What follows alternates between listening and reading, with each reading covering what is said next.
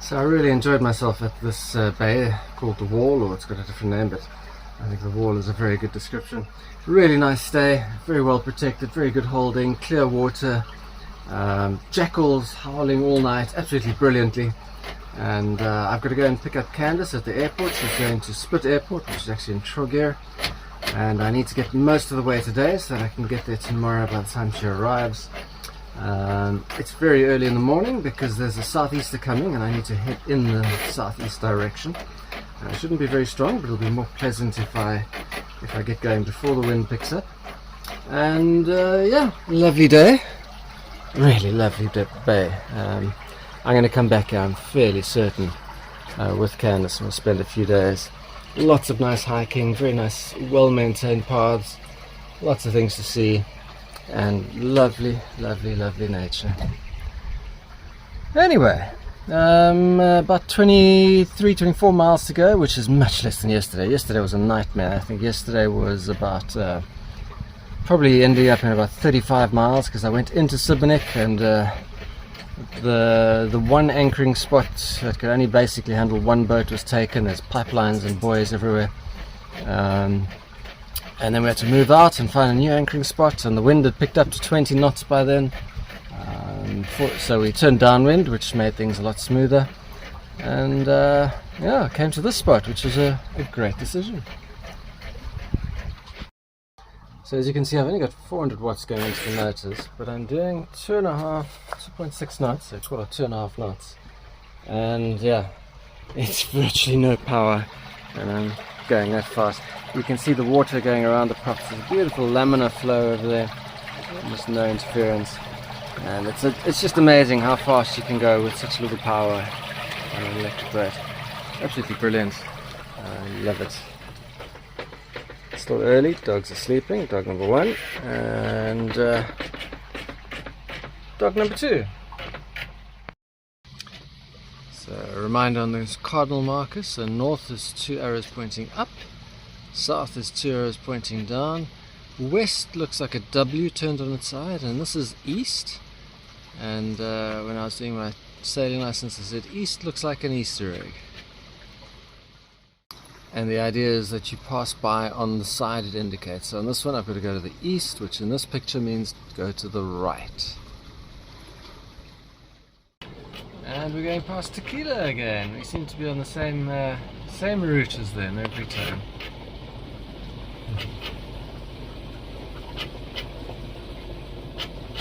I wonder if they're turning south like I am. Let's see. One of the things I don't know if people have noticed is that I don't use a depth sounder, I use a fish finder. And the reason I use a fish finder is because you can see the trend of what the ground is doing underneath you, which I find quite useful. You still get your depth markings, but you get a lot more. I've got a little bit of interference. You can see the sort of the hazy colours over there. Those are not all fish. That's the electrical interference from the motors. I mean, you can see straight through it. But when you're at anchor, it is super clear, and you can actually see things on the bottom. You can see rocks. You can see fish swimming underneath you, which is great. I do split frequency because sometimes one frequency picks up the bottom better than the other. That's my favourite. There you can see a little bump in the ground. And the transducer is mounted inside my hull. It's meant to be mounted sort of in the water directly, but I've got it sitting in a little pool of water in the bilge, and it seems to work well enough, and I keep my boat hull free. There you can see the ground is slowly rising up again. And here you can see again ground rising steeply and then stabilizing.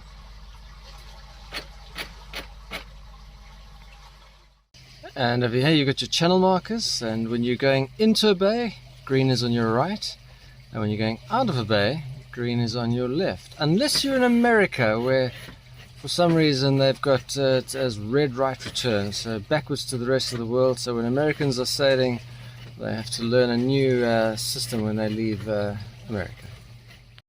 So Candice will be enjoying this trip. She likes to sail close to land, like very close, so she can see stuff.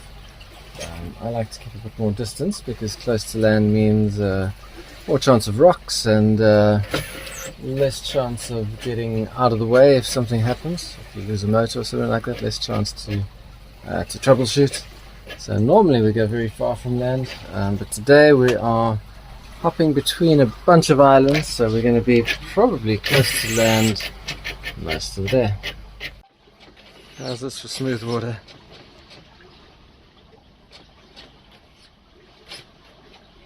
Very relaxing. Big muddy yacht on its way. It's going to make the water less smooth for a little bit.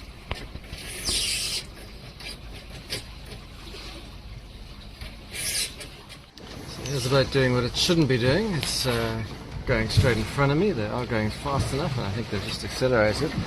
But if I'm on their right, which I am, what they should be doing is they should be going behind me. Anyway, all worked out fine. 600 watts in total going into the motors and 3.1 knots. Not a bad speed. 600 watts, and I'm also charging at 600 watts, slightly over 3 knots. Normally 3 knots for me is about 250-ish watts on each motor, so 500 watts in total. And that's the speed I could use to pretty much go around the world without ever needing to stop. 3 knots. There's a lovely village on the hill. Unfortunately the light's behind me, or in front of me, so it's difficult to see. I'll see if I can try and bring it up in editing, but Croatia seems to like these things. There's a little outcropping of land, and then they go and build a village right on the edge. Very cool. Reunited is the most famous one. So the 600 watts is actually seem to settle on 3.1, 3.2 knots. And that's pretty good. That's actually better than I thought. I used to think I was on about 2.8 knots at 600, but it's about 3.1 probably on average. And that means that I can go from 400 watts is 2.5 knots up to about 3 knots at 600 watts. So for an extra 200 watts I'm getting an extra half a knot. The next 200 watt won't give me an extra half a knot, because it's the scale gets steeper and steeper with friction through the water increasing. But yeah, this is a speed I can just do forever, and it's reasonably fast. It's fast enough, I think, for getting 20 miles done in a day. But of course the batteries are charging nice and fast now. They're charging at 600 watts now, so pulling in 1200 at 10:30 in the morning. And as the sun moves overhead, I'll get all of the panels activated, because these couple have got shade on from the boom and the mast. So once it gets to midday, I'll be putting in more than 2 kilowatts. I'll be pushing a kilowatt on each motor to go faster. But yeah, if I wanted to slow down at night, I could at night do 3 knots non-stop, and in the day do 4 or 5 knots non-stop. It's a really cool system. Not the whole day, obviously from once the batteries fill up, which I suspect at this speed it's going to probably be another hour and a half's time. So my guess is if I was traveling 365, 24 hours a day, I'd be doing 3 knots between, sure, it's midsummer, probably between 7 and probably, if I keep my Starlink running at night and my fridge running at night, probably between 7 and 10, so 7 p.m. and 10 a.m. No, let's call it 11, let's be safe. So between 7 and 11, so it's 12, so 16 hours of doing 3 knots, and then 8 hours of doing, let's call it 4.5 knots. So 63 is 48 plus 8,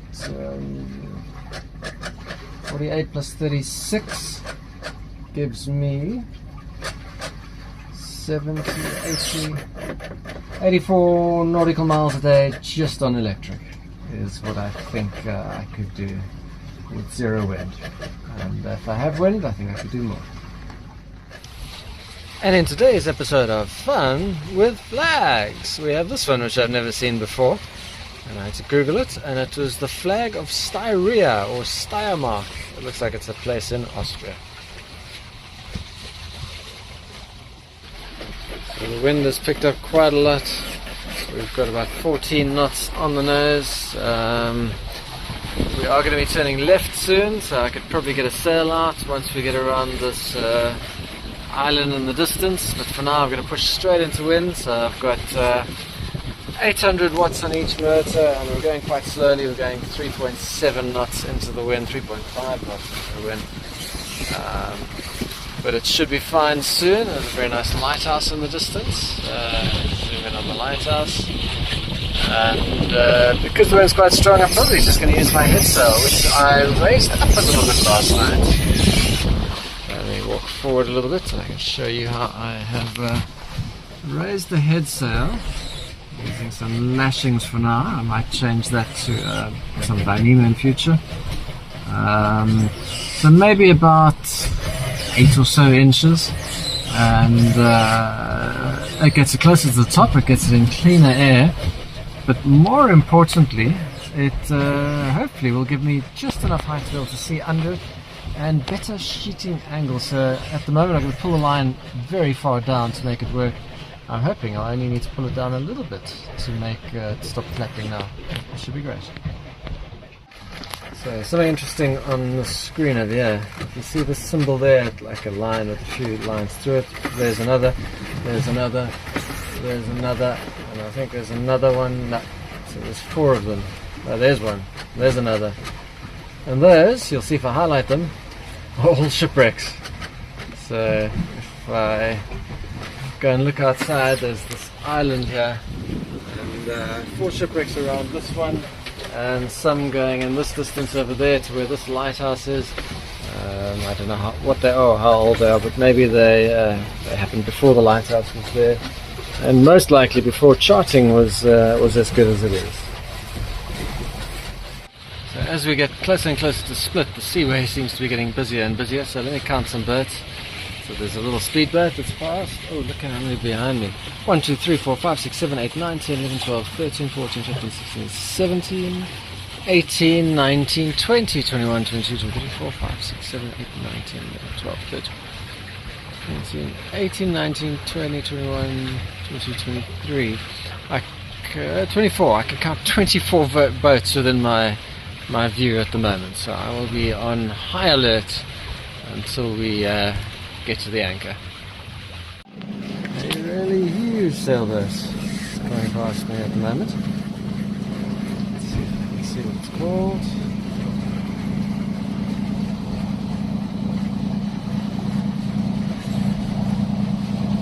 Alessandro.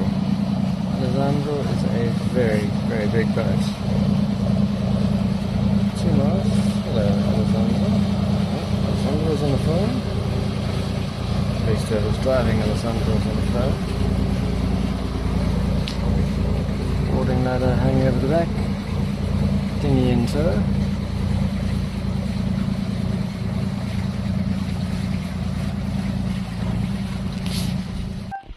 Interesting neighbour coming into the bay. That's in the bay I'm coming into. I think it says Santa Claus. I can't tell exactly. What does that say?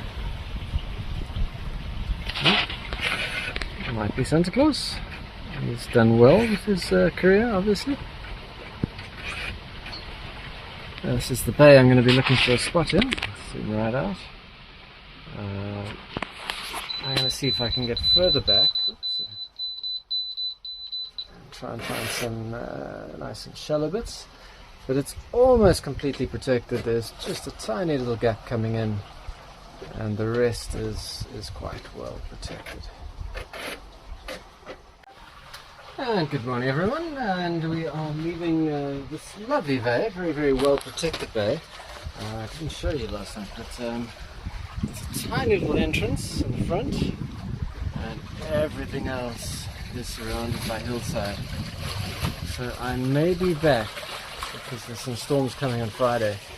But today I've got to get to the airport because Candice arrives at 3 and I've got 17 miles to do get there. And yeah, we're on our way. Batteries are full. The batteries are full by 10 o'clock already this morning. So clearly I didn't use a lot of power last night. Yeah, it's alarm, but it's coming.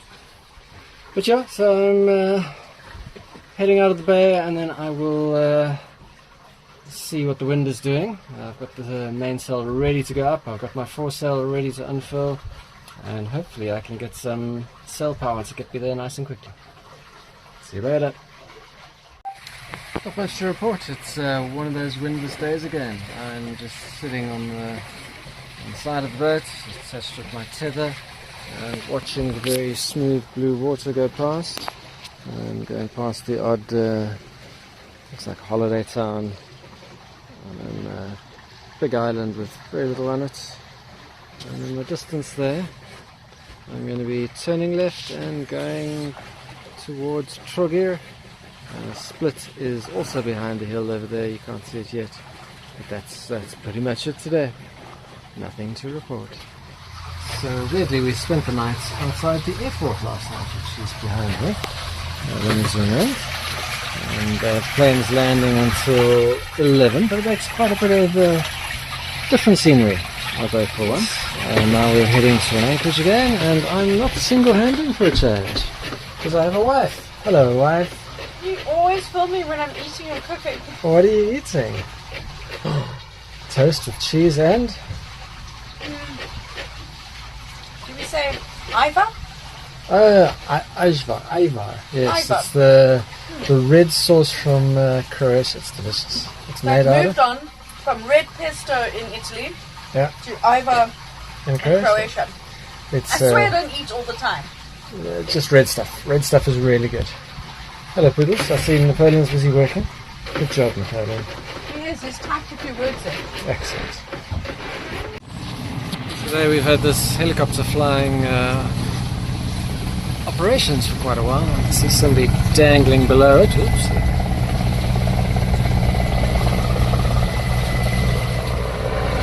I'm going to go to the other side of the boat. Have a look, darling.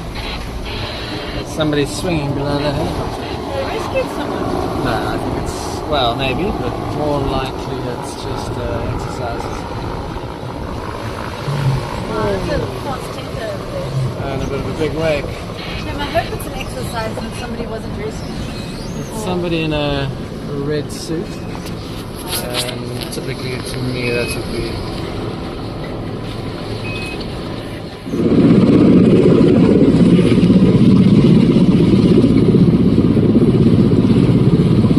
I hope nobody fell off that cliff over there. I hope it's just... Sorry? So that looks like they're trying to get the guy down the edge of that cliff there. I hope nobody fell off. They're trying to pick someone off that's fallen off the cliff. I mean, it's either that or an exercise. The reason I think it's an exercise is because they were doing it so much on the other side today. Unless a few people were... Well, they're leaving and Dangly Man's no longer there. So they've dropped him off.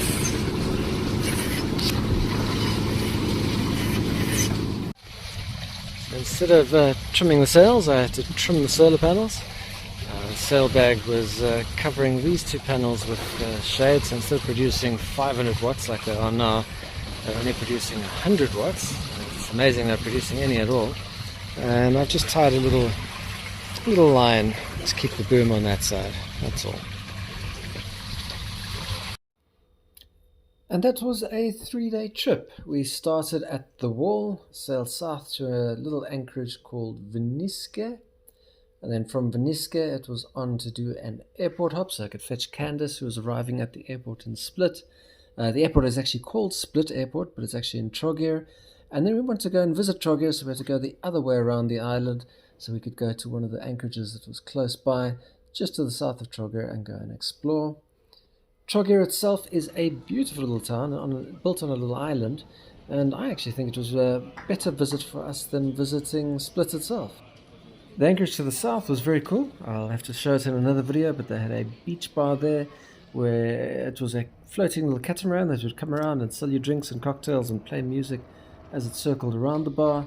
Unfortunately, it was also the scene for what I think up to now was still our scariest night ever on the yacht. It's going to be the case for a future video, but it was the night we nearly lost the boat. Anyway, for now,